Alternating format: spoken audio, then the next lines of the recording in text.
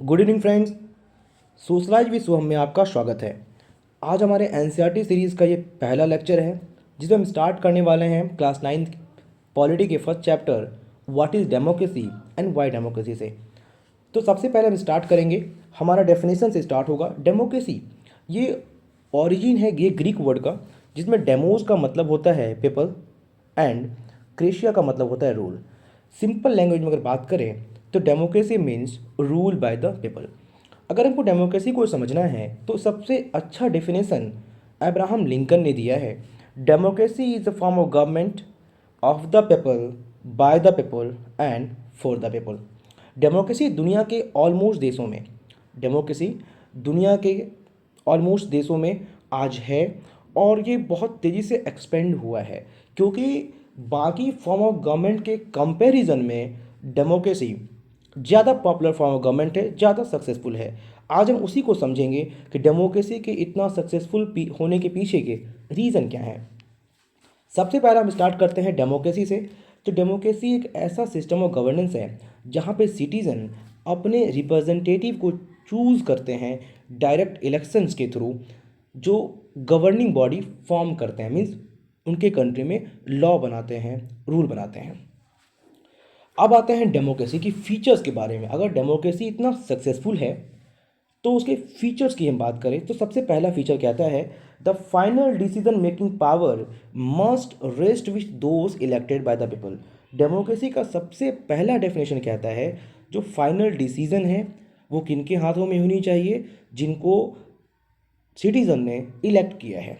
Second feature democracy के second और सबसे इंपॉर्टेंट फीचर है, अगर इस फीचर के बिना समझें या इसके एब्सेंस में समझे तो डेमोक्रेसी कोई मतलब नहीं रह जाता। कहता है कि a democracy must be based on free and fair election. जी हाँ दोस्तों, डेमोक्रेसी में फ्री और फेयर इलेक्शन का होना बहुत ज़रूरी है और ऐसा सिचुएशन होना चाहिए कि जो लोग पावर में हैं उनके भी हारने के चांसेस हो, उनको भी हारने का डर हो। क्या होगा कि अगर कोई पावर में है, कोई गवर्नमेंट है, कोई पॉलिटिकल पार्टी है वो पावर में है और उन्हें हारने का डर नहीं होगा तो वो कभी आपके लिए काम ही नहीं करेंगे। वो कभी नहीं सोचेंगे कि सिटीज़न के लिए हमें कुछ करना भी चाहिए। मान लीजिए ना, आप ही पावर में हैं और आपको डर नहीं हो इस बात का कि आप चुनाव हार सकते हैं, आप इलेक्शन हार सकते हैं, तो कभी आप काम करेंगे क्या? आप कभी काम नहीं करना चाहेंगे किसी के लिए। उसी तरह से आप यहाँ पर देखिए तो आपको समझ में आएगा कि डेमोक्रेसी में क्या होना चाहिए, इलेक्शन फ्री एंड फेयर हो। बिकॉज लोग, जब तक लोगों के पास ये राइट नहीं होगा, ये पावर नहीं होगा अपने रूलर चेंज करने का, अपने लीडर चेंज करने का, तब तक वो अपनी बातों को आगे रख नहीं पाएंगे। मान लीजिए आपने कभी गलत लोगों को चुन भी लिया, गलत पॉलिटिकल पार्टी को चुन लिया, तो 5 साल के बाद अपनी गलती को आप करेक्ट कर पाएँ, ये डेमोक्रेसी ही आपको पावर देता है। थर्ड फीचर कहता है हर एडल्ट सिटीजन को वोटिंग का राइट हो और हर वोट की वैल्यू कितनी हो, 1 हो। मीन जितने एडल्ट सिटीजन हैं 18 ईयर्स से पहले, देखिए पहले क्या होता था, 21 ईयर्स के जो लोग थे वो वोट दे पाते थे, लेकिन 61st अमेंडमेंट से इसको चेंज करके कर दिया गया 18 ईयर्स। तो अब जितने भी 18 ईयर्स के ऊपर के लोग हैं वो वोट दे सकते हैं और उनको वोटिंग राइट है, irrespective of their religion, caste, social status, economic status. मतलब अगर बात करें तो 18 साल से ऊपर अगर आप हैं तो आप इलेक्शन में पार्टिसिपेट कर सकते हैं। हाँ, आपका नाम इलेक्टोरल रोल में होना चाहिए, वोटर लिस्ट में नाम आपका होना चाहिए। आपको आपके जेंडर के बेसिस पे, आपके इकोनॉमिक कंडीशन के बेसिस पे, आपके प्लेस ऑफ बर्थ के बेसिस पे आपको वोटिंग से नहीं रोका जा सकता है। और फोर्थ फीचर कहता है जो डेमोक्रेटिक गवर्नमेंट बन जाए, गवर्नमेंट बनने के बाद वो जो रूल सेट करेंगे वो रूल किसकी बेसिस पे करेंगे, हमारे कॉन्स्टिट्यूशन के बेसिस पे। हमारे कॉन्स्टिट्यूशन में जो प्रोसीजर है लॉ बनाने का, उस प्रोसीजर से लॉ बनना चाहिए और उस प्रोसीजर से लॉ बनना चाहिए और इसका राइट भी है। सुप्रीम कोर्ट इस बात को देखती भी है कि जो लॉ बना है वो प्रॉपर तरीके से बना है या नहीं बना है।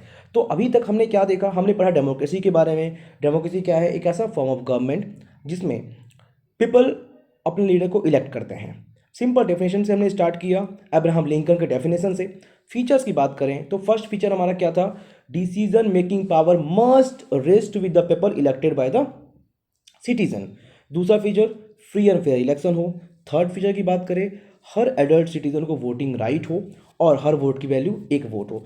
फोर्थ फीचर की बात करें तो डेमोक्रेटिक गवर्नमेंट जो रूल करे वो कॉन्स्टिट्यूशन लॉ के अंदर रह कर करे और सिटीजन के जो राइट है, फंडामेंटल राइट्स हैं, उनका वायलेशन नहीं होना चाहिए। चलिए, तो ये डेमोक्रेसी था। अब लोग होते हैं तो लोगों की अपनी आर्गुमेंट्स होते हैं। अब देखते हैं कि लोग क्या क्या आर्गुमेंट देते हैं। डेमोक्रेसी के अगेंस्ट में भी आर्गुमेंट है ना, आप कितना भी अच्छा काम करेंगे, कोई कितना भी सिस्टम अच्छा क्यों ना हो, गवर्नमेंट का गवर्निंग पावर कितना भी अच्छा क्यों ना हो, क्रिटिसाइज तो करते हैं लोग। तो आर्गुमेंट्स की बात करते हैं। कुछ लोग कहते हैं कि democratic form of government unstable होता है क्योंकि लीडर्स सर्टेन टाइम इंटरवल के बाद इलेक्ट होते हैं, मीन्स 5 साल के बाद आते हैं, फिर 5 साल के बाद। तो लोग कहते हैं कि ये अनस्टेबल है, लोगों को लीडर को पता ही नहीं है कि हम अगले टर्म में रहेंगे या नहीं रहेंगे। तो इसका काउंटर आर्गुमेंट मैं बता देता हूँ आपको। अगर लीडर को ये पता नहीं होगा कि मैं 5 साल के बाद पावर में रहूँगा या नहीं रहूँगा, they will be more accountable, वो लोगों के बारे में ज़्यादा सोचेंगे, लोगों के लिए वो काम करेंगे क्योंकि उनको हारने का डर होगा। दूसरा है लैक ऑफ मोरालिटी। क्या होता है कि डेमोक्रेसी में पॉलिटिकल कंपटीशन और पावर प्ले होता है, लोग पैसे के दम पे, गन के दम पे चुनाव जीत जाते, इलेक्शन जीत जाते हैं। तो देखिए ऐसा नहीं है, ये चीज़ें होती थी पहले, बात सही है, लेकिन आज सोशल मीडिया का टाइम है। जब भी कुछ ग्लिच होती है या कोई भी एरर होता है वोटिंग में या काउंटिंग में, तो चीज़ें बाहर आ जाती हैं, फिर केसेस रजिस्टर होते हैं। और मैं बता दूं, इलेक्शन को पूरा चेंज करने का जो हमारे इलेक्शन कमिश्नर थे, टी एन सेशन, ये उनको क्रेडिट जाता है। उन्होंने पूरे इलेक्शन को फ्री एंड फेयर करने के लिए बहुत उचित और बहुत ठोस कदम उठाए हैं। अगर कोई लीडर ऐसे करप्शन में पाए जाते हैं, ऐसे एक्टिविटी में पाए जाते हैं, तो उनको इलेक्शन लड़ने से बैन कर दिया जाता है। तीसरा है डिले। लोग कहते हैं क्या होता है कि चूंकि बहुत सारे लोग इसमें इन्वॉल्व होते हैं, तो एक आर्गुमेंट ये भी है कि डेमोक्रेसी में इलेक्शन होने में, लीडर इलेक्ट होने में टाइम लगता है। चलिए ठीक है। नेक्स्ट कहता है बैड डिसीजंस। इलेक्टेड लीडर्स जो है वो लोगों के इंटरेस्ट को नहीं समझते। देखिए क्या होता है ना कि लीडर जब इलेक्ट होंगे, आखिर हर लोगों से पूछ कर डिसीजन तो नहीं बनेगा ना। अब अगर हम बैड डिसीजन की बात करते हैं तो इलेक्टेड लीडर्स अनअवेयर हैं इंटरेस्ट के, ऐसा नहीं होता है। अगर लीडर्स आपके बारे में नहीं सोचेंगे तो आप अगली बार क्यों जिताओगे। करप्शंस की बात करते हैं। इलेक्टोरल कंपटीशन है, ठीक है, लोग जीतते हैं तो कम, आखिर जीतना सब चाहते हैं होड़ में, तो करप्शन करते हैं। करप्शन के बाद अगर हम पॉइंट को समझें तो वो कहता है कि आप गलत तरीके से चुनाव वो जीतना चाहते हैं, तो उसके लिए प्रोसीजर भी हमने बना रखा है ना। आखिर कितना भी सिस्टम अच्छा होगा तो प्रॉब्लम थोड़ी बहुत होगी, तो उसको बैलेंस करने का लॉ भी है, कोई रूल भी है। हम आगे आर्गुमेंट जब फेवर में देंगे तो हम बात करेंगे। और अगला कहता है कि ordinary people should not decide for themselves because they do not know what is good for them. ये आर्गुमेंट कहता है कि आम आदमी को कैसे पता है कि कौन से लीडर बेटर है उनके लिए। तो अगर आम आदमी को नहीं पता है कौन से लीडर बेटर हैं, तो फिर क्या होना चाहिए। रेफरेंडम तो हम करवा नहीं सकते, क्योंकि इतने लोगों के साथ 2 4 10 लोगों में रेफरेंडम आसान होता है, लेकिन इतने लोगों में बैठा कर रेफरेंडम करना इज नॉट पॉसिबल। तो हम डेमोक्रेसी के अगेंस्ट में आर्गूमेंट था। अब देखिए आर्गूमेंट जो फेवर में है हम उसको देखते हैं और फिर इसके ब्रॉडर मीनिंग पे हम बात करेंगे आज। जो आर्गुमेंट फेवर में है हम उसकी बात करें तो सबसे पहला कहता है मोर अकाउंटेबल। जाहिर सी बात है, क्या होता है मोर अकाउंटेबल। मोर अकाउंटेबल कहने का मतलब हो गया, मोर अकाउंटेबल कहने का मतलब हो गया कि अगर वो लोगों के नीड्स पे रिस्पॉन्ड नहीं करेंगे तो क्या होगा, वो हारेंगे, है ना। इंडिया में क्या होता है, अगर नहीं करते हैं लोग, अगर लीडर इलेक्ट नहीं करेंगे तो आप उसको इलेक्शन में हरा देंगे, तो एक डर भी होगा। दूसरा, डिफरेंसेस और जो कॉन्फ्लिक्ट है उससे निपटने का भी आपको एक सॉल्यूशन मिल जाता है। कैसे मिलता है, मान लीजिए किसी को पता ही नहीं है परमानेंट विनर कौन होगा और परमानेंट लूज़र कौन है, तो इसलिए हम क्लैसेस को कम कर सकते हैं। क्लैसेस कम ऐसे हो जाएंगे कि मान लीजिए कोई लीडर है, उनके मन में डर है इस बात का कि हम चुनाव हार सकते हैं, तो वो आपके बारे में सोचेंगे, आपके नीड्स को फुलफिल करने की पूरी कोशिश करेंगे। तीसरा है डिसीजन मेकिंग इम्प्रूव होता है, क्योंकि पार्लियामेंट में डिस्कशन होती है, कंसल्टेशन होता है, और बहुत बार एक एक क्लॉज पे, एक एक पैराग्राफ पे डिस्कशन होती है, तो गलती होने के, एरर के चांसेस घटते हैं। फिर डिग्निटी ऑफ सिटीजन, ये सिटीजन के डिग्निटी को इन्हेंस करता है। कैसे करता है, क्योंकि हम लोग के सारे जो सिटीज़न हैं उनको इक्वल ट्रीट किया जाता है, सबको एक बराबर इज्जत दी जाती है। तो इसलिए आप देखेंगे सबको वोटिंग में, वोटिंग लिस्ट में, वोटर लिस्ट में सारे सिटीज़न एक बराबर हैं। इंडिया एज अ कंट्री, अगर हम बात करें डेमोक्रेसी, तो हमारे कंट्री के सारे लोगों को एक बराबर अधिकार देता है, सेम राइट देता है।